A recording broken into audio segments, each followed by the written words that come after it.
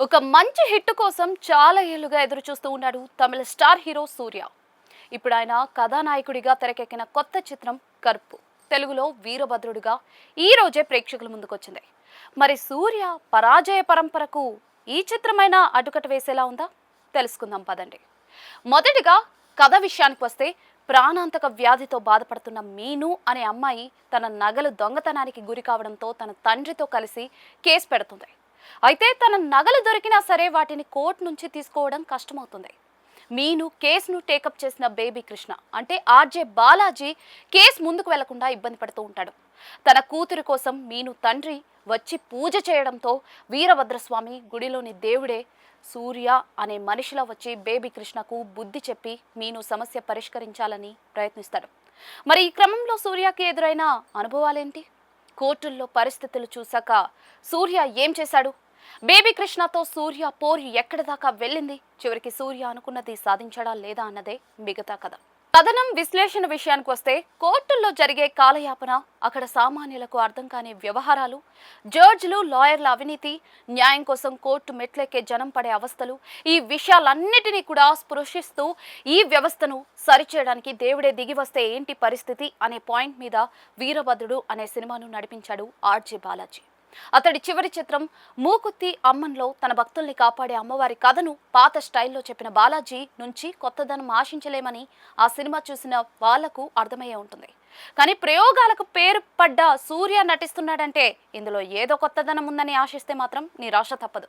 కోర్టులో సామాన్యుల సమస్యల గురించి చూపించిన విధానం బాగున్నా కూడా దేవుడితో ముడిపెట్టి చూపించిన పరిష్కారంలో ఏం వైవిధ్యం కనిపించదు.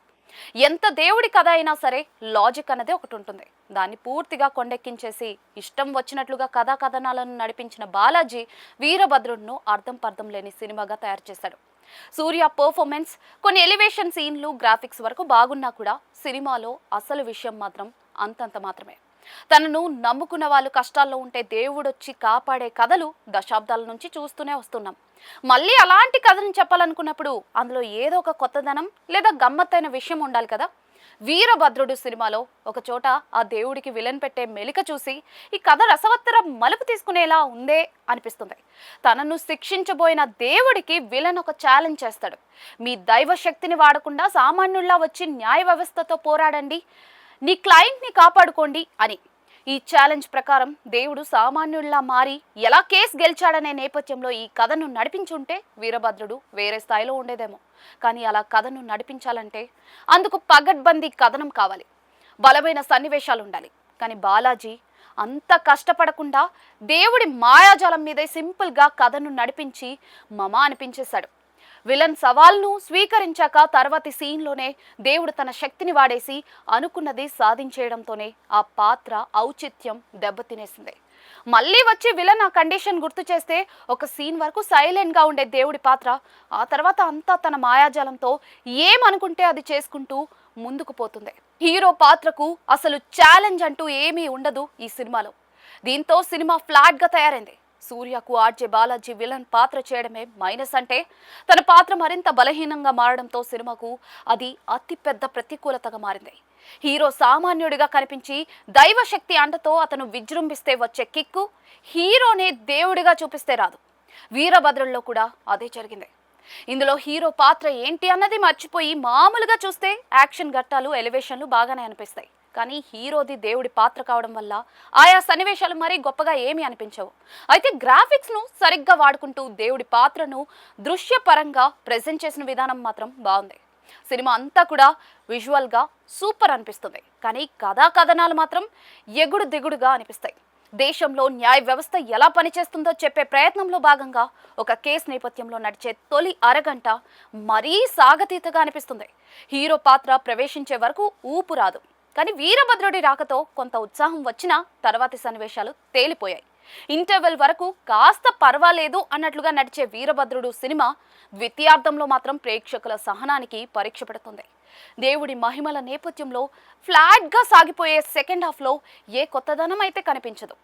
క్లైమాక్స్ కూడా సాధారణంగానే అనిపిస్తుంది. ఓవరాల్గా వీరభద్రుడు సూర్య గత చిత్రాలతో పోలిస్తే కొంచెం మెరుగ్గా అనిపిస్తుంది అంతే. కొంత మేర మాస్ కనెక్ట్ అయ్యే అంశాలైతే ఇందులో ఉన్నాయి. విజువల్గా సినిమా బాగుంది. అంతకు మించి ఇందులో కొత్తదనం మాత్రం ఏమీ కనిపించదు.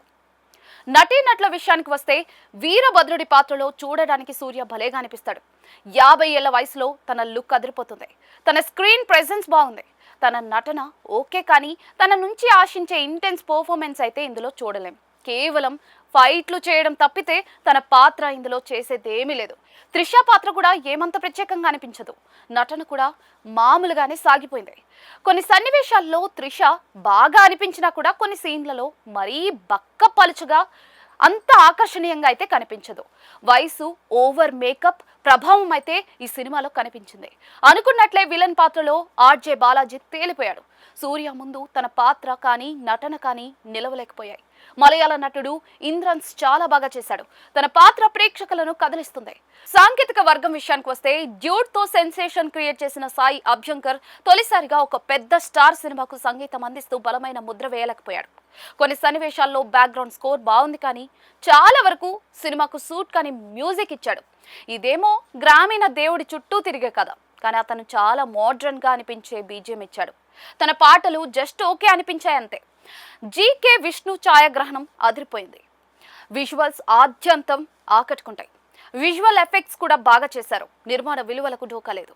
మంచి క్వాలిటీతో సినిమా తీశారు. ఇక writer cum director RJ Balaji writing taking లో కొత్తదనం చూపించలేకపోయాడు. అతను చెప్పాలనుకున్న పాయింట్ బాగున్నా కూడా దాన్ని ఎగ్జిక్యూషన్ తేలిపోయింది. కథనంలో ఎక్కడా కూడా నిలకడ చూపించలేకపోయాడు. లాజిక్ పూర్తిగా పక్కన పెట్టి తోచినట్లుగా సన్నివేశాలు రాసి తీసేశాడు. చివరిగా వీరభద్రుడు మహిమ పని చేయలేదు. రేటింగ్ 5కి 2.25 ఇవ్వచ్చు.